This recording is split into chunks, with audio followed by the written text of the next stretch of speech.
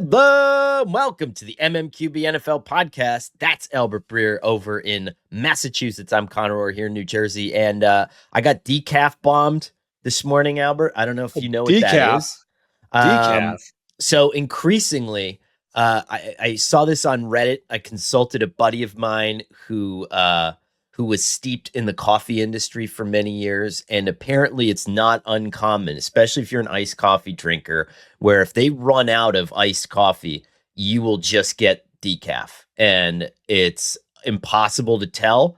But I will say this: I'm not feeling like Dan Campbell this morning. I feel like I Is there don't like a have placebo effect? Do you think, like, if they told you, if you didn't know it was decaf, do you think you'd be able to tell? I think I can tell based on how my body reacts, but I might be that tired that it's just not doing anything for me anymore. But there's this whole industry of like baristas and stuff that I've come across on the internet now that are like, yeah, this guy was a real jackass, and so I would always give him decaf every morning instead of regular. Now, apparently the code among the baristas is you can always go one way. So if someone orders regular coffee, you can give them decaf. But if someone orders decaf, you cannot give them regular coffee because that could kill someone if they're not prepared for it. So it's sort of like a, hocus pocus deal. I don't know. But I think I got decaf bombed this morning, and I don't know why, because I always tip. I always tip at the Starbucks, give them an extra $2. My order is not complicated at all. It's just the biggest black iced coffee that you got. And I don't know, just got no pop this morning. So we're going to see. We're going to have to make another trip for an espresso somewhere, I guess. So, by the way, just to kind of like let people know how the sausage is made, the reason I look distracted here is because Shelby, we were just talking about how we feel bad for Browns fans. And Shelby mentioned that he saw a Brian Hoyer jersey in Brooklyn yesterday. And so I texted Brian Hoyer, and he said, ha, ha, ha, let's go. Brian Hoyer is not only an ex-Brown, he's a Cleveland native. And they said, someone hit me up on X and said they saw a Browns Hoyer jersey at Gillette yesterday. Oh, that's great. Wow, what an incredible flex by Albert right now. Well, no, I mean, like Hoyer's a great guy. He but he's like died in the wool Cleveland. You know what I mean? Went to played football at St. Ignatius, and so I know he feels the pain of Clevelanders. But I think like he is like of the new Browns era, which goes back to, for people who don't know, 99. He may be the most popular Browns quarterback. He's like the latter day Bernie Kosar now. Well, it's Hoyer and it's Kelly Holcomb. Really, I mean, who else stayed long enough to resonate with anybody? And Hoyer, because he's from there the same way Kosar was, which is why I'm bringing up the comparison. Yeah. I mean, Baker had a little bit of Baker's the ultimate regret, though, right? Like, yeah. I mean, I don't know.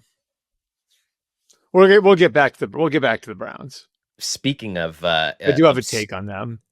Speaking of obscure NFL quarterbacks, before we get into it, just a little breaking news here. The new offensive coordinator at LSU is Tim Rattay. You remember Tim Rattay? So you know what I remember about Tim Rattay is he was the second quarterback taken when the Niners took two quarterbacks in 2000. With Alex Smith, the Alex Smith draft, right? Nope. That was, what was the guy's name? Gino Carmazzi? Was that it from Hofstra? Super Italian name. And Bill Walsh came in, and they took a quarterback in the third round. Giovanni Carmazzi from Hofstra, yeah. Boom, there it is. Third rounder, right? Yeah, they took him a couple picks before Rattay was a Jeff 6th or 7th rounder. Wow. And Rattay wound up beating out Carmazzi. Look at this. Look at this. That was the Brady draft. Yes. Look at this draft. So they gave up. So they did not. They took two quarterbacks in that draft, neither of which were the kid who was in the stands for the catch and grew up in San Mateo. Wow. Yeah. Dude, look at this 49. This draft is batshit, by the way. The 2000? 2000 draft, if you ever So want to that's go LeVar back, Arrington and Courtney Brown back to back, right? the LeVar Arrington, Courtney Brown back to back, and then you had Chris Jamal Lewis. Samuels. Let me see how many I can get. Chris Samuels was in that draft, right? Yep. Mm-hmm. Champ Bailey would have been 99. That wasn't Champ Bailey. There's so The many only good first players. round quarterback was Chad Pennington. The Jets had 4 first round picks that year. The Jets had And the four- holy shit. The Yeah, they four did. first round picks. The 4 What? first round picks was because of the Bill Parcells trade, right? Look at that. It was no. 3. It was so Oh, no, no, it was 4. the Keyshawn Johnson. It was Keyshawn Johnson. They traded Keyshawn Johnson and they traded Belichick. And so Sean Ellis, Anthony Beck, Chad Pennington. God, I am so useless that I know this. Who's the 4th one? This is going to kill me, Conor. Same position as Sean Ellis. D-line? Defensive end out of South Carolina. Oh, John Abraham. John Abraham. Yeah. There you go. Dude, look at the so yeah, Jamal Lewis, Thomas So Jones. no. The LeVar Jets' Arrington. 4 first round picks. One was for Belichick. I think that was Sean Ellis. And the other 2 were Keyshawn Johnson, I believe. This is wild. Sebastian Janikowski went in right. Sebastian, look at this run. Okay. Seabass. So it was, this run is insane. Okay. I'm going to pull it up now that I'm pick- done guessing. From pick But 12 was it? to 19. It was Courtney Brown went first overall, right? Yes. Then LeVar Arrington and Yes. Chris Samuels Yes. were back to back to the Redskins. And one of those picks was the result of a Ricky Williams trade, I Yes. think. Right? But I do not have, I'm pulling it up now. Who's the 4th pick in that draft? Who's the 4th pick in that draft? Was it Tomlinson? No, Peter Tomlinson Warwick. was 01. Peter Warwick. Peter Warwick. How about that? Peter Warwick was an electric college player. And his teammate, Lavernius Coles, wound up being a better pro. Yes. Here's something amazing about this. Now I'm like Oh, slammed wow. into Jamal this wormhole. Lewis, Yes. Thomas Jones, Plaxico Burress, Urlacher's in there. Half of the first round, made a Pro Bowl. Like, that's insane. Right, And- but it's like a lot of like, I mean, the only real superstar, though, was probably Urlacher, right? Sean Alexander, Sean Alexander's a superstar, yeah. Sebastian Janikowski. Sean Alexander won the MVP, didn't he? He was in an like, MVP. Yeah. God, Ron Dane. Remember Ron Dane? Ron Dane. So Ron Dane and Ricky Williams broke the all-time college rushing record in back-to-back years. I remember that. Keith Bullock. So fun fact, back then, Ron Dane won the Heisman in 99, right? And that was at a time when Tom Brady and Drew Brees were quarterbacks in the Big Ten. That's insane. So yeah. So Tom Brady and Drew Brees were quarterbacks in the Big Ten, and someone else in the conference won the Heisman. Plaxico Burress never made a Pro Bowl? SEC. Wow. How about that for a factoid? Plaxico Burress never made a Pro Bowl. Really?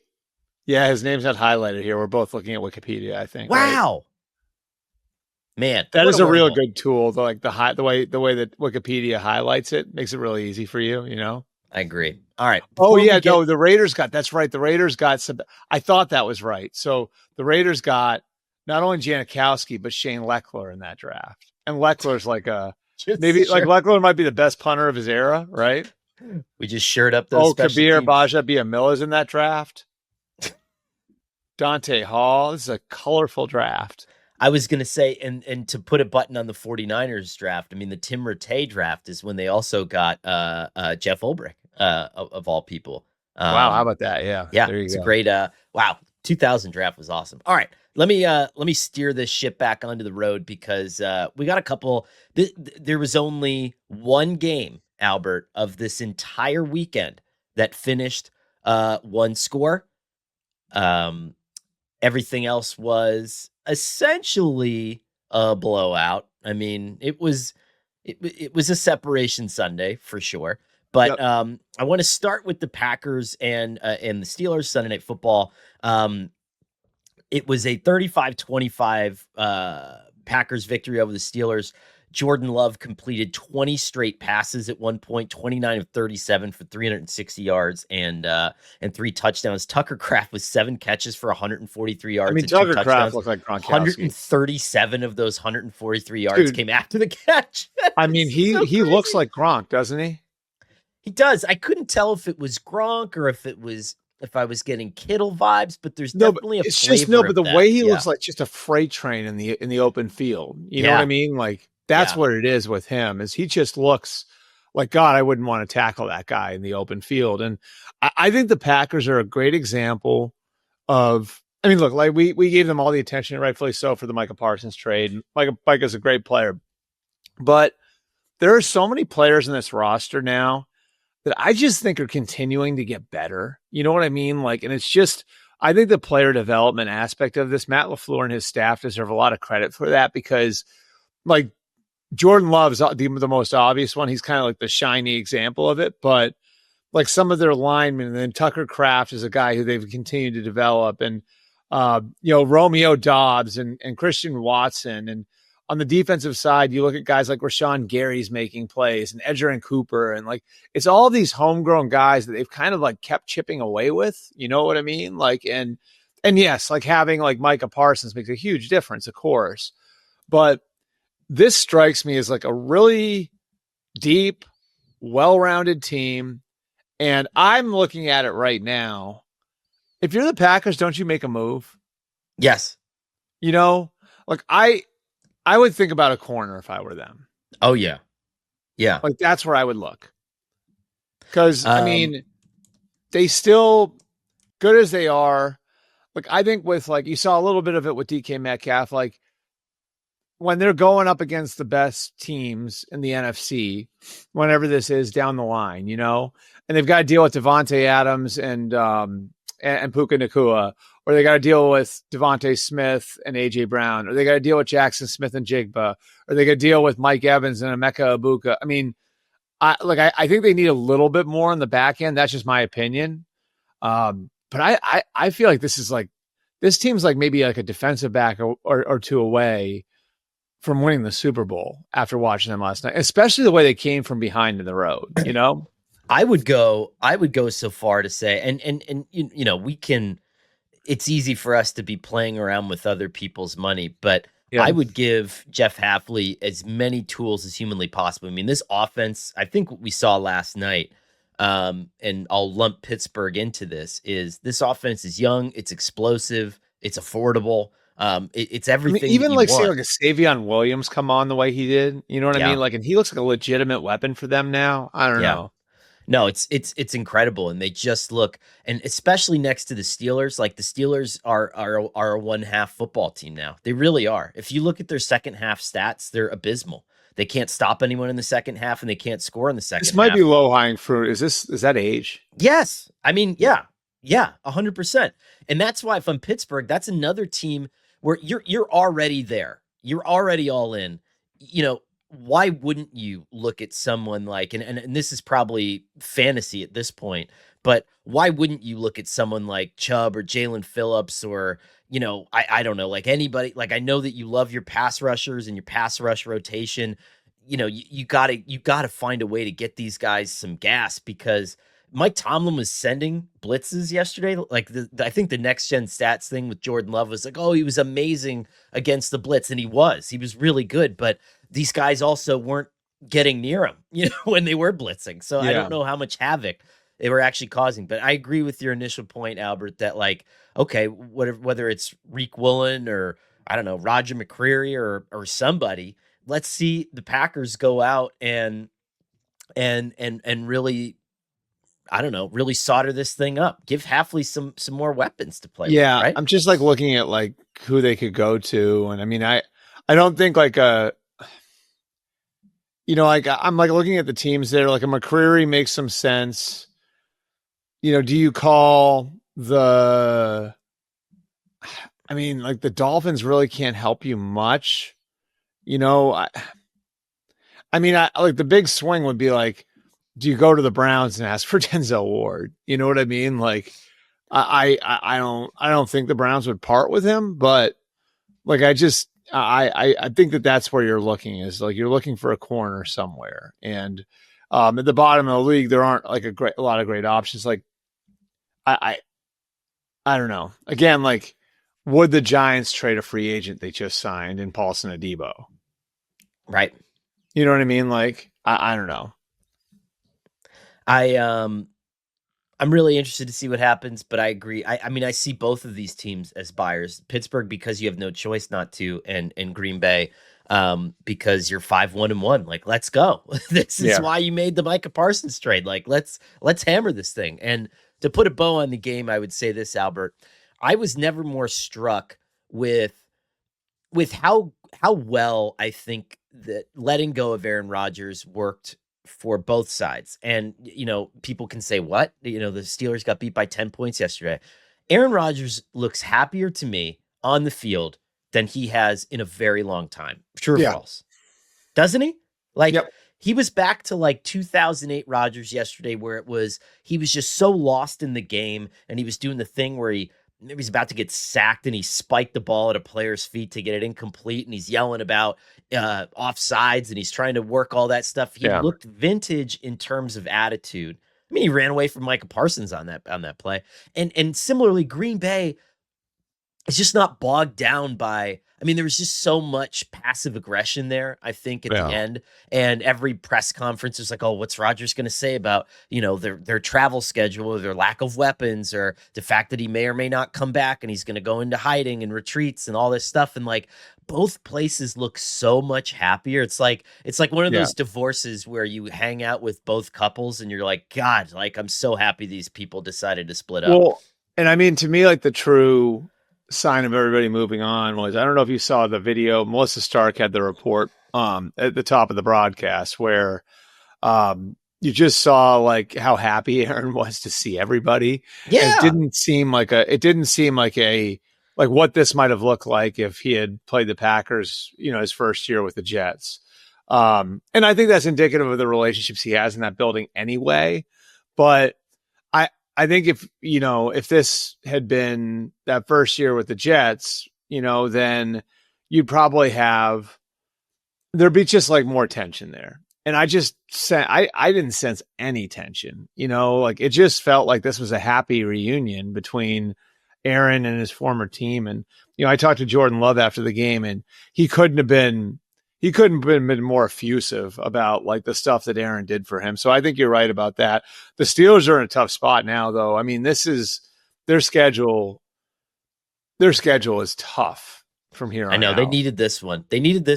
And I feel like they needed this one. And I felt like this is why the NFL kind of gave them that, whatchamacallit. This is kind of why the NFL gave them that easy early schedule, I think, just so they would remain relevant into this stretch here where we got like the Chargers on Sunday Night Football next week. And they will be, but I think they couldn't have afforded to drop that Cincinnati game. That was the killer. Yeah. Because you would have they have the Colts next week. You would be 5-2 instead of 4-3 right now, and then you run into your buzzsaw, right? Where you're the Colts, you're at Chargers, who are healthy, the Bengals again, at Chicago, Buffalo. Yeah, I mean, could the Chargers maybe have Hampton back by then, I think, right? Like, which is a game changer for them. He needs to hurry the hell back. We're barely surviving right now. Although we had RJ Harvey, so this is a big day for RJ Harvey.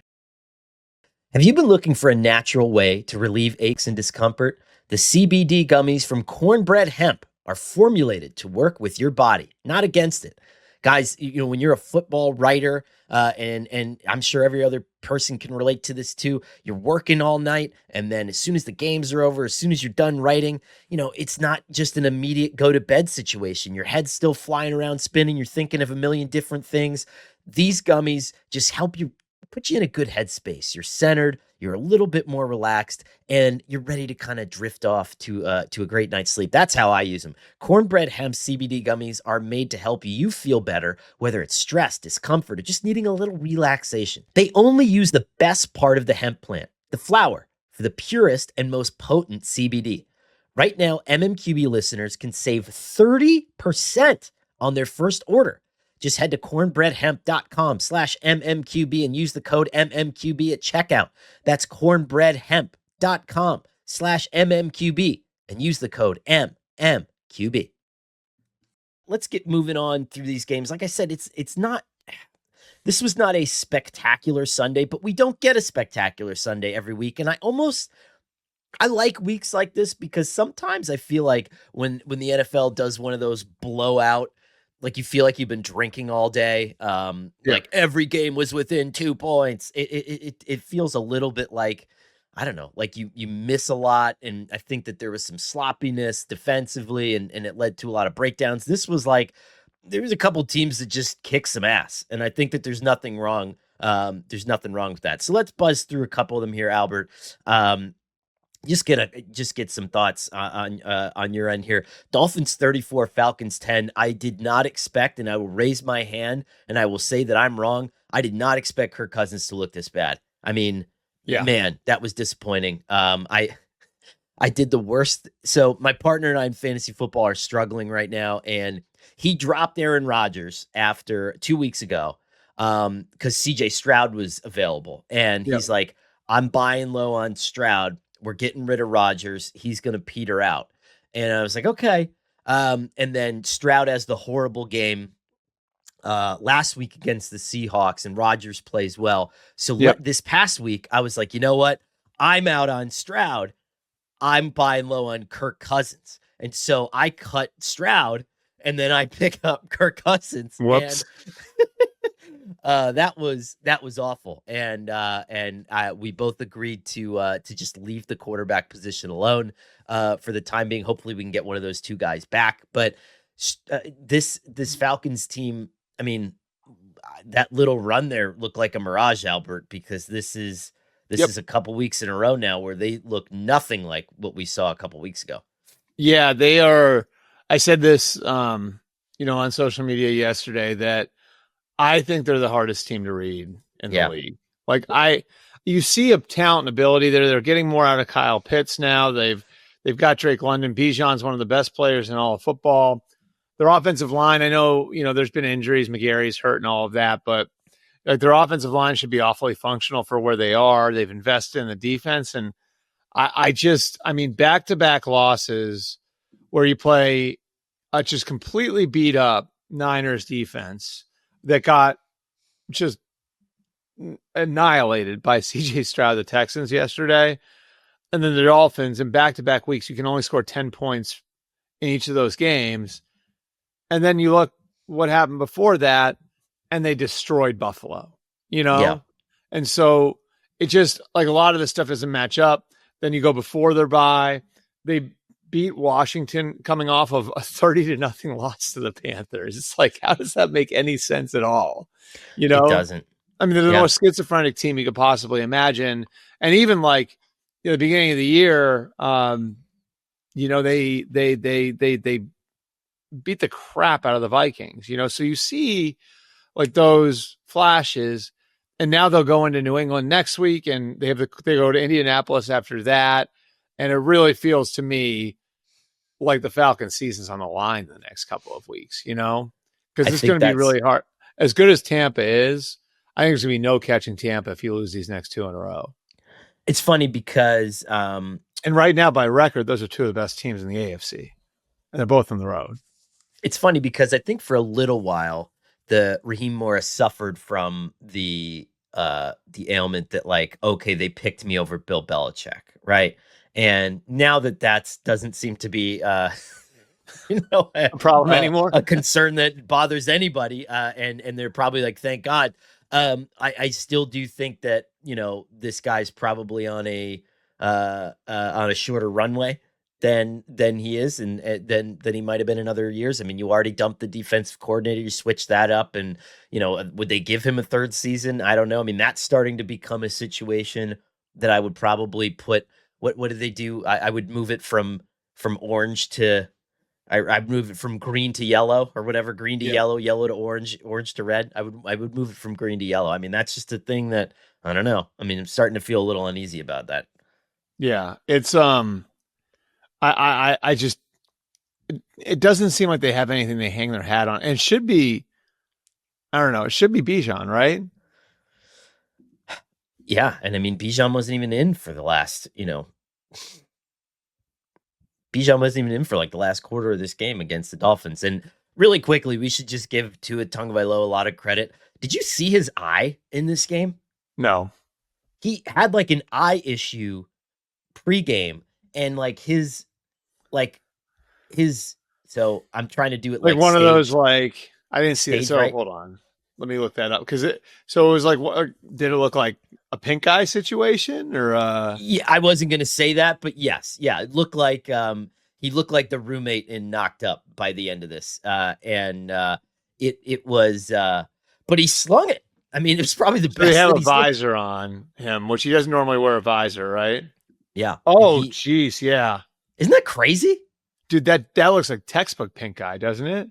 Like when you wake up, when you're like when you wake up and like all of a sudden your eyes full and shut and you've got all the gross sleep, like the crust on it, that's what it looks like.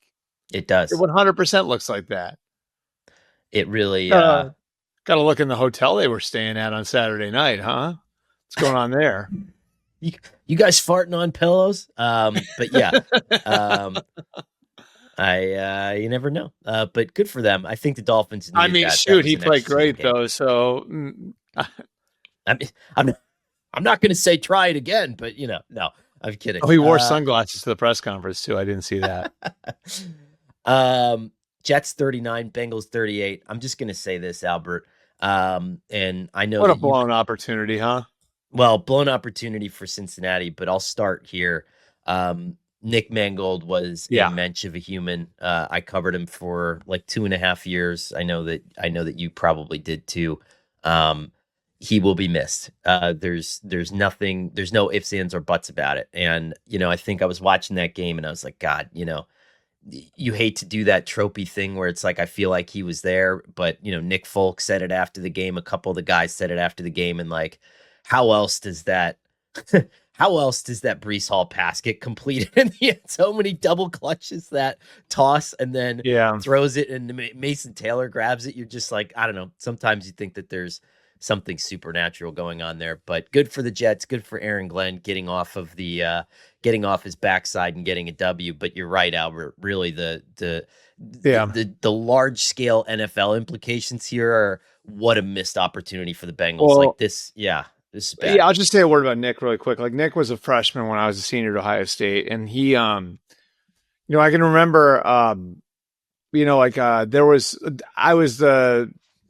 I had to do a big project for the school newspaper, in the spring, and it was my senior year, about this great recruiting class they had coming in, and this was like, I think they were the number one recruiting class in the country. It was Tressel's big class. He was brand new. Tressel was. And in that class, you had Troy Smith, who won the Heisman. Nick was in that class. Santonio Holmes is in that class. AJ Hawk, Bobby Carpenter, Maurice Claret. I mean, it was just an insane recruiting class, and they wind up winning the national title as freshmen. And I've gotten to know a bunch of those guys over the years. Like they were kind of coming into Ohio State as I was leaving, and like Nick, I always kind of got the feeling that Nick was kind of the life of every party he was at. You know what I mean? Like, it was kind of, he was the one who was friends with everybody. Yeah. And, I think that carried over into the NFL too. Like, I don't know, you were around those Jets teams, right? Like when Sure. and like, it just kind of felt like he was the glue for whatever team he was on. Yep.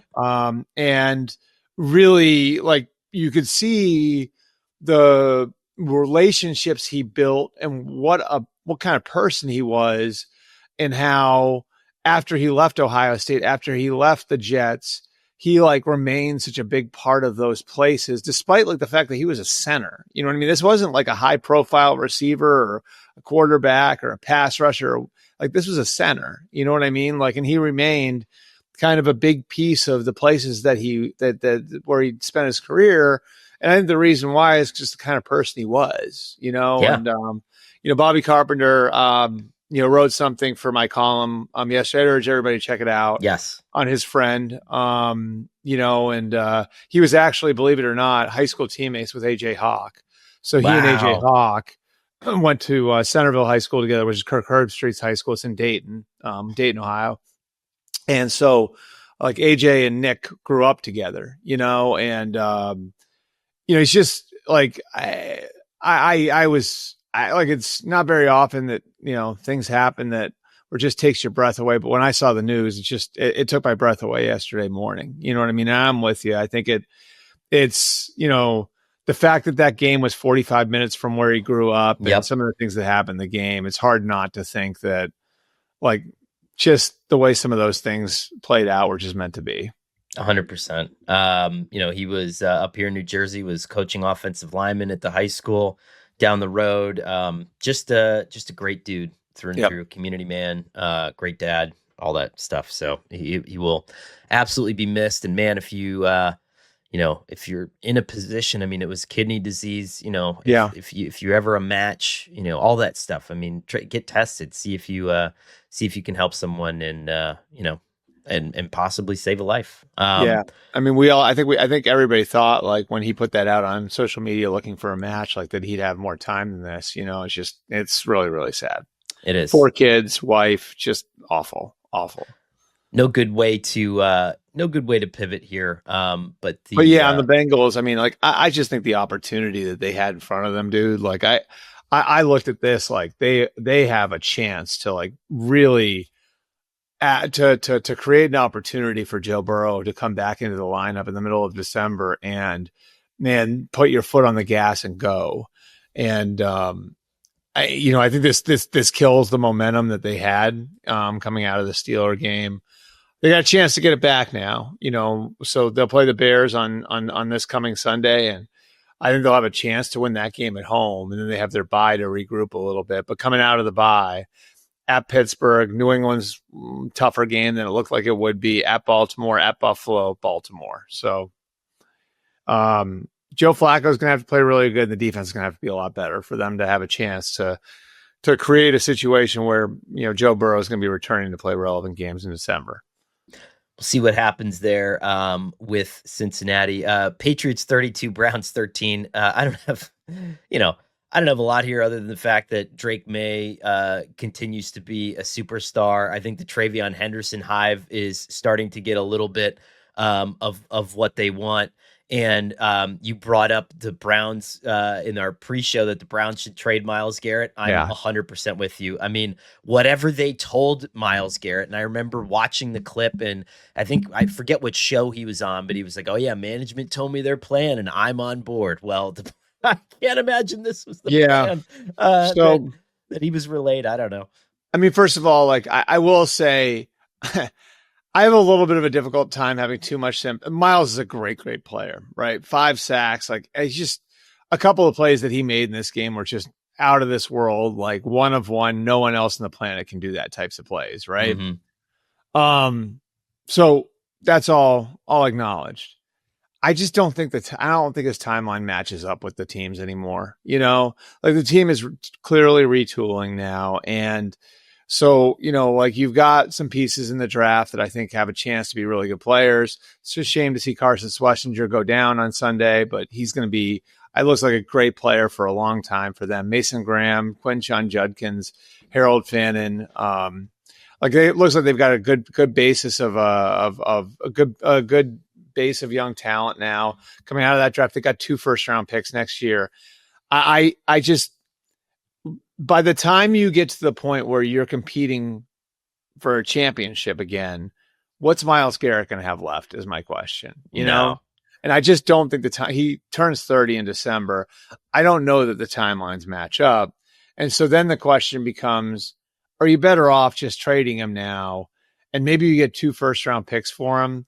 And now all of a sudden you've got, what would it be? You're going to have 4 first-round picks or whatever the number would be, 5 first-round picks over the next 2 years, like an insane haul, not just to take care of quarterback, but to take care of a lot of other things.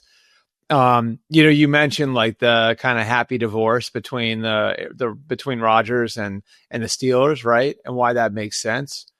This strikes me as something that could be that, right?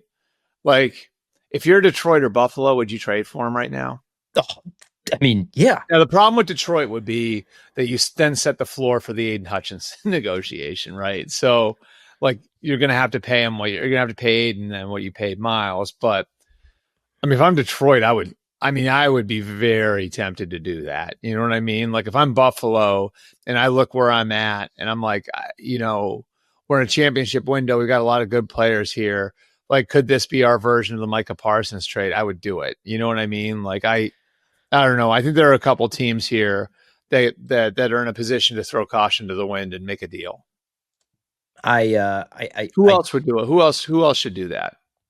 I mean, that Myles Garrett is, I mean, not now, but I mean, when we were talking about this maybe 2 years ago, or even leading up to the contract, when he requested the trade, that was one of those where it's like, yes, I mean, every team should do this. But I mean, look at all across the board, right? If you're New England, you're 6-2. You have a rookie quarterback.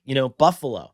If you're, I mean, I just don't know if Myles Garrett would. I mean, would he ever go to Pittsburgh? I don't know. But Philly. If you're the Colts, you would do Philly. it. I mean, the pass rush is the one thing that Indianapolis, kind of needs right now, I would say. I don't know. Philly. Yeah, Philly. Yeah, I mean, well, let me put it this way: who says no? I mean, Kansas City. Sure. I mean, I could make an argument for. Make an argument for the Texans doing it, for the Buccaneers doing it, for the Commanders doing it, for the Cowboys doing it. Since in the NFC, Tampa and the Rams both make sense. The Rams have kind of kept their powder dry. Like the Rams are one where you look at that and it's like they haven't taken a big swing in a while. They have they've got all of their picks now. They're so loaded in that area. They don't need to do it. They don't need to do it. That's the thing, is like the Rams, like you look at the Rams and it's like that's the proverbial big swing team. But then you look at what they've already got and it's like Jared Verse, Byron Young, Kobe Turner, Braden Fisk. Like they don't need to do it. What's the line from The Departed? I mean, I'm obviously not going to. So unstoppable? Does your defensive front just become so unstoppable if you do that? Yeah. Tampa's the other one to me. Like Tampa hasn't struck out on a lot over the last few years, but like, they did take the swing on Joe Tryon. That didn't work in the draft, right? So Tampa, I could see as a team where they would say, okay, like we've been really good for the last few years, and it's time for us to try to really take a big swing here. And they would make some sense. Detroit and Buffalo still are the ones that make the most sense to me, right? I mean, someone will call, right? And I think it's incumbent upon Andrew Berry at this point to just rip the Band-Aid off, because everybody knows what you're doing anyway. So, well, you'd have to be strategic if you were Andrew Berry too, and looking at it and saying, okay, like if I give this player to this team, are they going to win the Super Bowl? Which would mean, I mean, there's like a PR hit to that, whatever. I don't care about that as much, but that would mean I don't think they care about anything at this point. That pick's the 30. That pick then becomes a 32nd pick. You know what I mean? Right. I think you'd have to be strategic that way too. If you were Andrew Berry, you'd almost want to give him to a team that like you like feel like might be like not as good as they think they are right now. Yeah. Let's skedaddle on over to Giants Eagles. Eagles win 38-20. Cam Scatabo, man, just heartbreaking. And I mentioned this yesterday. But a couple people pointed it out on Twitter too. When he got hurt, he's on the ground holding his arms up like, someone help me up. And his teammates are like, dude, your foot is going backwards. The wrong way. Yeah. And he's thought about standing. Like, that guy is just, he's made of a different how much of that's performative? Molecules. What's that? How much of that's performative? How much of that's an act, do you think? That to me was instinct. That's like, someone help me. Maybe he doesn't want to look at it, or maybe didn't look at it. I don't know. But I mean, I don't know. Like, I think I'd be throwing up if that happened to me. So I'm not going to sit here and judge anybody. I know I got like a bad Achilles, and I whine about it all the time. But to me, the two things in this game, I mean, we can continue to go on here and say like, oh, the Eagles are fixed. And it's just so annoying because it's week to week. It's week to week. everything's game plan specific with this offense. AJ Brown is grading me to the point where I didn't think I would get there with him, but I think I am. Where what did he deleted all references to Jalen Hurts from his Twitter profile before this game, and it's like, mother of God, how bad can it be? Like, you guys just won the Super Bowl. You get 1,000 yards every season. Like, and I'm not. They've given you like 2 pay bumps since you got there. Like, it's just grind it out. I mean, my God. And I'll say this too. You look at that first big Saquon Barkley touchdown run. I mean, it's not just Jordan Mailata bodying Kayvon Thibodeau. You know who probably threw the key block on that play was Devonta Smith, and he was 10 or 15 yards downfield, just pushing his guy. And listen, the Giants are banged up. They were starting practice squatters on defense, guys that they had to sign at the last minute. So let's not make this out to be a Super Bowl victory. But it's like the Eagles they're fine. And they were always going to start getting these games from Saquon Barkley, right?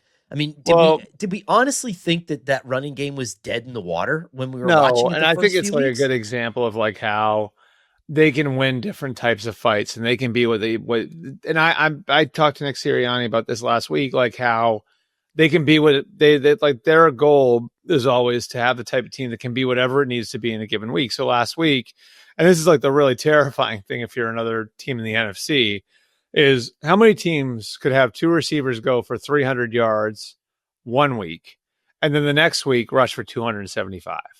Right. You know, and that's the thing is like, and so much of that's because of their offensive line and what the foundation that offensive line sets. Right. But, like there's all this, what's wrong with Saquon Barkley? Look, like, after last year, teams are doing more to stop them in the run game and saying like, okay, like if the whole goal is to make the other team play left-handed, well, last year you were probably looking at it coming into the year. You didn't know what Saquon Barkley was going to be exactly. And you're like, well, we got to be sure that we don't get beat downfield by, the two number one receivers that they have in Brown and Smith. Coming into this year, you'd be looking at, okay, how do you make them play left-handed? This year, it would be make Jalen Hurts throw the ball, like it would be make them beat you in the passing game because of what they were able to do in the run game last year. So, like, I think that element of it where, you can switch the identity of your offense on a dime and be whatever you need to be in a given week is the kind of thing that's not going to get a lot of attention in week 7. But is going to serve you really well when you get to the playoffs. Yeah. I mean, listen, now Philly's got some big games coming up. So I'm not going to sit here and say like, okay, all is well. I mean, it's Packers, Lions, and then, Cowboys, Bears, Chargers, Raiders. I don't know where those teams are going to be at this point. And so I guess it's a week to week thing. We'll wait and see. But if they don't get smoked by Green Bay, if this is a tight game, I remain like I said it last week and I've probably said it every week, right? I remain firmly in the Kansas City camp with Philly where unless AJ Brown literally removes his pads and walks off the field and then drives to, Bangladesh and disappears, I'm not going to give a shit about any of this melodrama. Like last year, think about this for a second. Last year, Brandon Graham went on the city's biggest radio station and said, like, our offense doesn't like each other, and then pulled the ultimate football player thing where he was like, I was taken out of context. Bullshit. It wasn't. You said what you said. It was okay.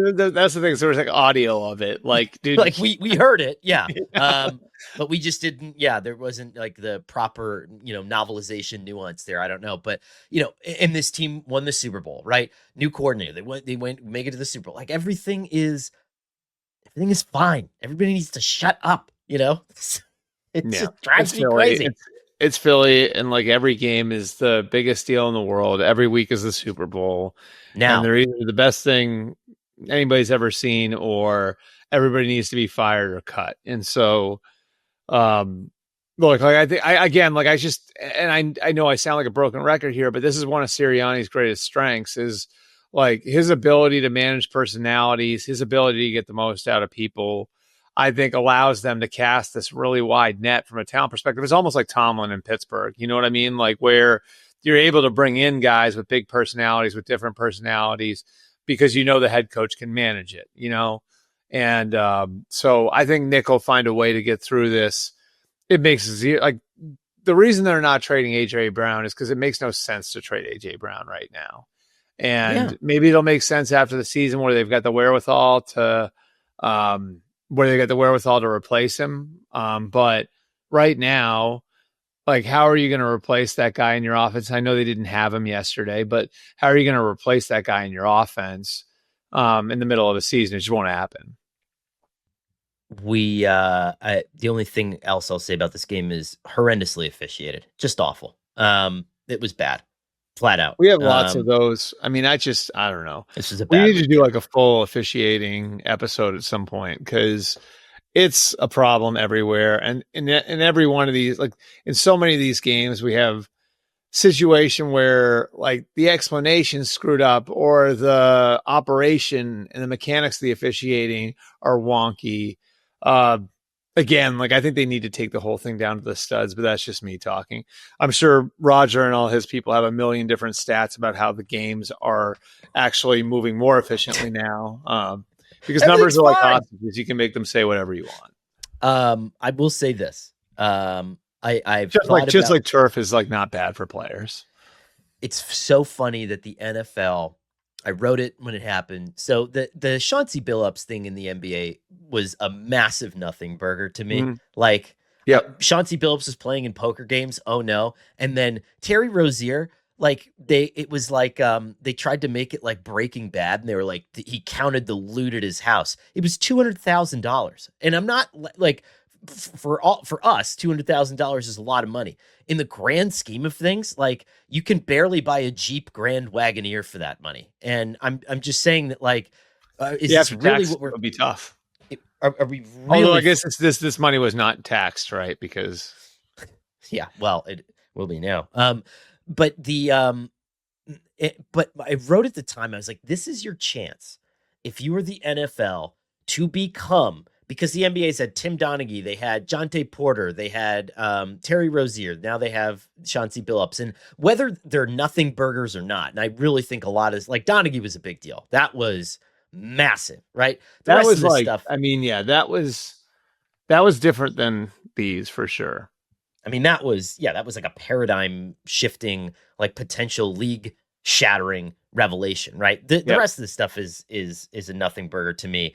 But this was the NFL's chance to come out and be like, we are the Integrity League, and we just assembled a gambling squad, or whatever you want to do to really pound it home that, like, we are working on this. And I know that they care, and everything's, they got the this helps them. Sports, I mean, but this helps them because it's like a cautionary tale without having to deal with it in your backyard. You know what I mean? But then you gotta go the extra mile, right? You got to put the storm doors on. You got to get the extra security system. And they had awful, suspicious officiating this weekend, mixed with the situation with the Ravens, where you're not even properly identifying the Lamar Jackson. Oh, he's going to play. He's not going to play. Whoops. You know, it's just, how do you let that happen on this weekend of all weekends? I don't know.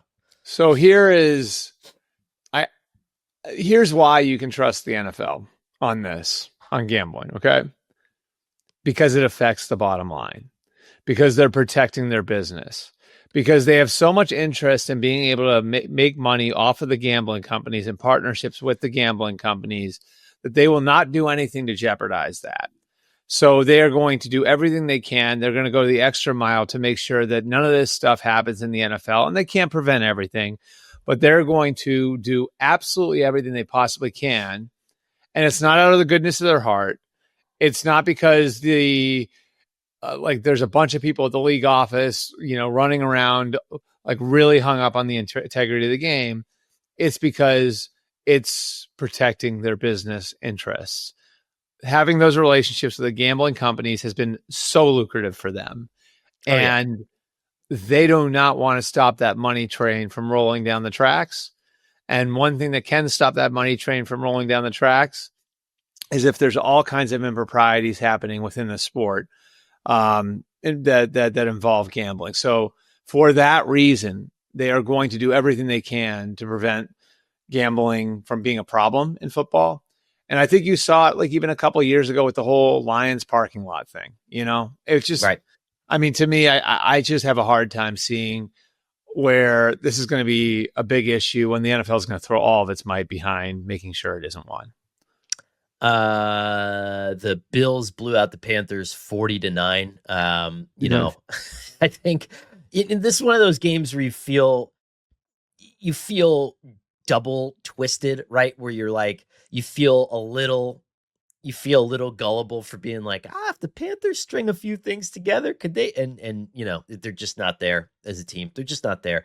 And on the flip side, you felt kind of like, oh man, look at how bad the Bills wins were going into this. And this is another bad win, but they beat them by 31 points. And James Cook had like 216 yards of offense.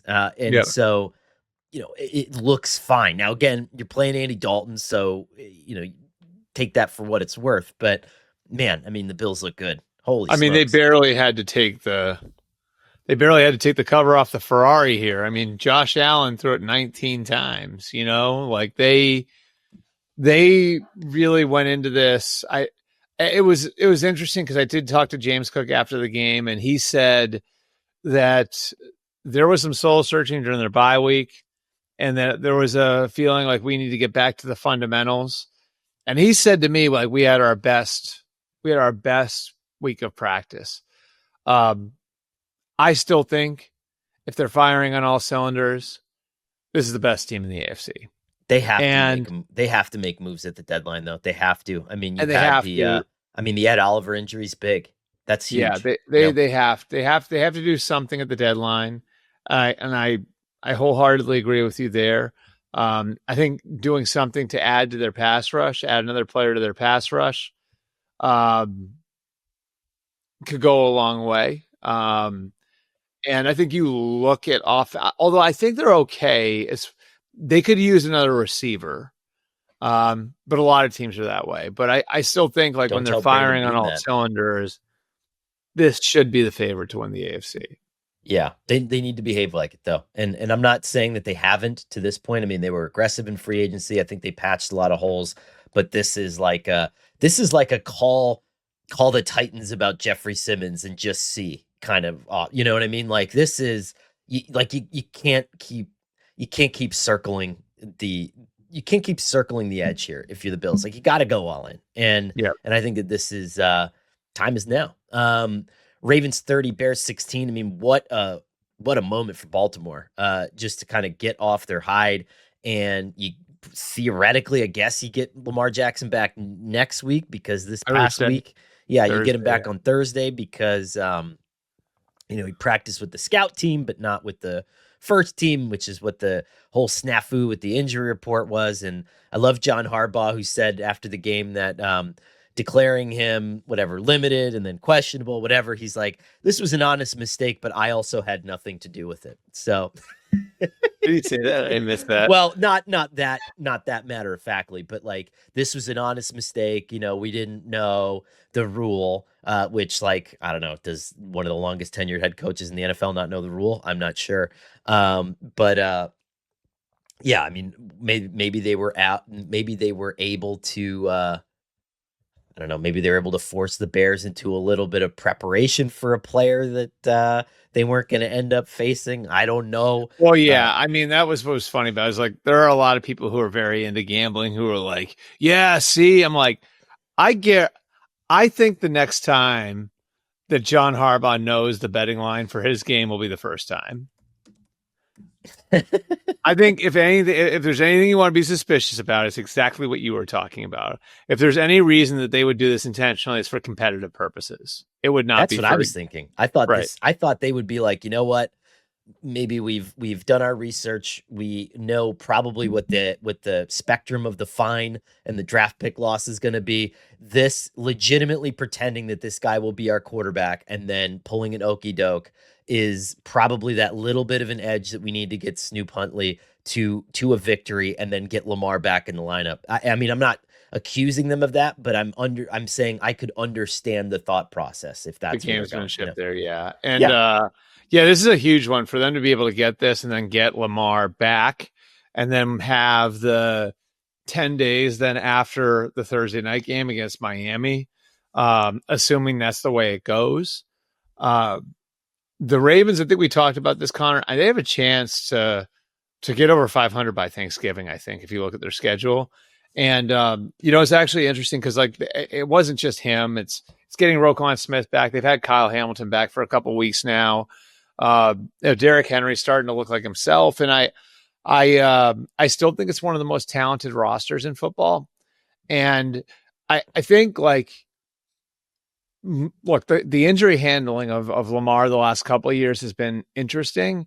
And I do think that there's a theory I have on this right now that I think there's some evidence out there that quarterbacks who run a lot like Josh Allen or Lamar Jackson, like sometimes the wear and tear of the season can take a toll on them that can affect their mechanics and their accuracy in the playoffs. I know there are some teams that subscribe to that and that you have to be careful with players like that, because if they go into the playoffs with 3 nagging injuries, it could actually affect them as a passer. Yeah. Because it could throw certain things off with them and just their ability to throw the football. And so I think the Ravens have been, I would say, overly cautious with Lamar the last couple of years. And I wonder if that's part of the equation for them. Because, I think if you can find a way to get through a game like this with Snoop Huntley, and then you prevent Lamar from playing 2 games on 5 days with the hamstring, right? And then you give him the longer runway into that Thursday night and then a longer runway into his second game back. Now do you have a better chance of getting him to the finish line closer to 100%? I mean, that's the hope, right? I mean, yeah. We'll see if... and I think it's more significant with a player like Lamar, where you're going to want to use him as a runner in the playoffs. You know what I mean? Like, so it can affect him as a runner. It can affect him as a passer. I just think surviving a game like this without having to push Lamar out there, there's really, really great value in that. Disappointing one, I think, on Chicago's front. This is what happens when you don't run the ball effectively and you don't generate turnovers. I mean, this team has been they've gone as their defense has gone and they've gone as their running game has gone. And when still, I mean, it's kind of crazy to look at it when you're, and not still, right? But if you put the game on Drake May's shoulders at this point, and nothing else is working for you, I feel like the results are different than if nothing is working for you and you're putting the game on Caleb Williams' shoulders. Right. Or even Jaden Daniels. Yeah. I mean, I think it's like the primary difference this week versus last week for Chicago. What's the opponent? But it's also the run game. You know what I mean? Like their ability to run the ball and their run defense. And where I think Ben Johnson's tried to build the identity of that team is in the same area as Detroit was built. And, they got almost doubled up in the run game yesterday. It's a huge part of why there's more on Caleb Williams to win the game. And he couldn't do it, and I don't know. I'll be interested to see what Caleb looks like at the end of the year. Really quick to close it out. So we have, so CJ Stroud had a huge bounce back game, like we alluded to before. I'm an idiot and I cut him in fantasy football. He was a 1 week rental, and now all of a sudden he torches the 49ers. Now, again, this was a lot of manageable completions, but and the 49ers didn't bring a ton of pressure. But when they did, Stroud made some good throws. And I think that was the big takeaway for me was, a week before against Seattle and the intricate pressures that were thrown at them from Mike McDonald, plus a really bad offensive line, he looked lost. And as skittish as I've ever seen him in the pros, did not look like that this week. And I feel like they're kind of building a little bit of momentum. We talked about Cleveland trading some people, and the Texans have fleeced them in the past. Would they call about an offensive lineman at this point, just to try to shore up something and to get Stroud to the point where he feels like that every week. I mean, 3-4, you're not out of it by any stretch of the imagination. No, I don't think this is and a your lost defense is season. playing great ball, It's and like the best defense in the NFL, right? yeah, Arguably. and look, like you're doing this with a group that should grow. Your left tackle's a rookie. You had 2 rookie receivers who, without Nico Collins yesterday, are playing a lot.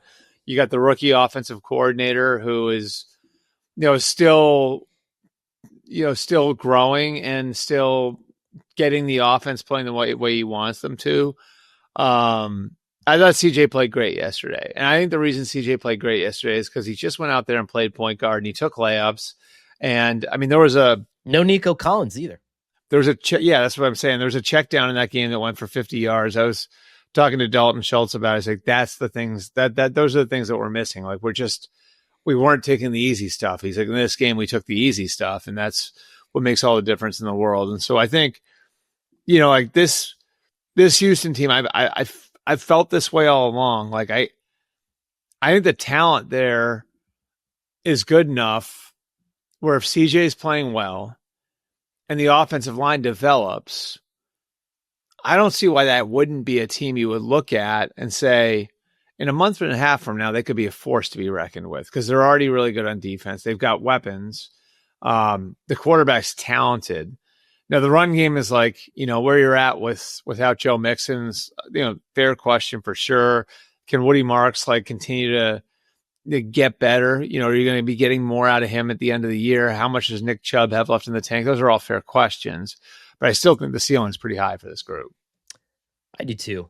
They pressured Mac Jones on half of his snaps. I mean, yeah. I mean, they can get after you, and that's another team that I think is kind of lying in wait there. Good tweeting day for our buddy, friend of the program, Buccaneers GM Jason Light, who had a little. Oh yeah, what he had? He had a hot that cup was of tea for Cam Jordan, right? Yeah, woo! Yeah, he's a big fan of that clip. 23-3, the Buccaneers just rolling over the Saints. Another bad officiating game that had some notable missed calls or weird calls. I felt bad for Spencer Rattler and for Tyler Shuck. Like there were some devastating turnovers in this game that were not on the quarterback. And that's just one of those things that the Bucs can do this to you. Antoine Winfield might be defensive MVP caliber of performing at this point in the season. The Saints need to, I don't know. I think the Saints need to really look at all right, where are we at as a team? Who are we trading? And I think they've got some older players in their team that could have some value to other people. DeMario Davis. I wouldn't trade Brzee if I were them, but does a Justin Reed have some value somewhere? Like Olave and Shaheed, are you going to keep both of them? Is there one or the other they feel comfortable trading? I think they're going to re-sign Olave. But is Shaheed somebody that could bring you back some value? Kamara. I just think that they badly they've sort of hovered around the reset button the last couple of years. And I think this is the time for them to do it and start to build up more draft capital. They did a little bit of that last year, trading Marshawn Lattimore. I think this is sort of that spot where if you're the Saints, you got a new head coach, you're 1-7, you reset. It's time to reset. Yeah, I mean, they're going to be a potential gold mine for a team that wants to come in and nab a playmaker and nab a valuable defensive veteran. I don't know. I just think standing pat at this point is ludicrous. This isn't a quick turnaround. This team needs some help. 44-24, the Broncos beat the Cowboys. I think that Dallas's magic has sort of run out. You can't be like Texas Tech and score with your opponents and figure that that's going to be the solution. And I mean, the fact that Jerry Jones thought that this trade was going to somehow improve his run defense is so laughable to me. And they played well. They played out of their shoes that first week against the Eagles. Yeah. And I thought, okay, maybe he was right. This was It's such a perfect Sean Payton game too. Like the way that they leaned on their run game and they 111 um yards for J.K. Dobbins, but 3 tutties for my boy R.J. Harvey. So right, and you have Nix that's playing off of play action and playing fast, and you're able to get the ball downfield. Three different guys with receiver with catches of over 20 yards. Troy Franklin, Cortland Sutton, and Pat Bryant. Like Bryant looks like a real weapon now as a rookie. Like he's going to have an impact, a bigger impact as the season goes on. Um, we'll see. Do we have news on Surtain yet? We don't, right? Surtain no, had I a mean shoulder. So that's that's the one that I would watch with them for obvious reasons. But I mean, the Broncos are just a really well-rounded team without they don't have a hole. You know what I mean? Like you don't look at them and say, yeah, they're just okay here. Like they're pretty good all over the place. That's another team. So I have a trade deadline dream trades thing coming in a few weeks, like David Njoku or Mark Andrews or something. Because the one thing that they don't really Yeah, do, and this I isn't could a see it. this is a Sean Payton thing, but they don't do a lot of 12 personnel stuff. I wonder if he mixes that up and Right. So gets you another could playmaking go get tight like end. an Njoku and then have like Ingram as your move guy. You're saying, right? Yeah, you know what I Yeah. mean? Just mix it up a little bit and just give him more stuff to play with. I think that team. I mean, And tight and Sean loves the tight ends. Like they're the queens in the chessboard for him. His history, like he's invested in that position over the years, whether it was and going all the way back to like Jeremy Shockey and Jimmy Graham, and yeah, so that makes some sense for me. Like if they went and got a guy who could play that inline tight end position, and it would free them up to do a little bit more with Ingram too. I said this in a group chat that I was in with some buddies that about once the Cowboys got behind like 2 touchdowns and then Dak Prescott just kept throwing fades and they kept getting called for pass interference. I was like, this is the recipe for a massive comeback because you have Sean Payton, who the officials probably despise more than any coach in the NFL, right? And then you have the NFL needing to make this a game. And I was like, boy, at some point, like Peyton's just going to get eviscerated by flags. But good job by the NFL for keeping that gun in the holster for just a little while longer and letting a blowout be a blowout. And last but not least, but it is, and we say this sometimes when we arrive here, last and last. I mean, the Colts just kicked the shit out of the Titans, and like, I'm sorry, like the Titans have an interim head coach who won't go for it on 4th and short, and so that's what you deserve. If you're an interim head coach, Just let it all hang out. every time, who Yeah. gives a shit? Like, I love Mike. Like, I'm sure Mike McCoy is a wonderful person. Do you think you're getting that job full time? No, just let it all hang out. Be fun, right? Yeah. I mean, install the Veer from the 1938 West Point. Like just do something weird every week.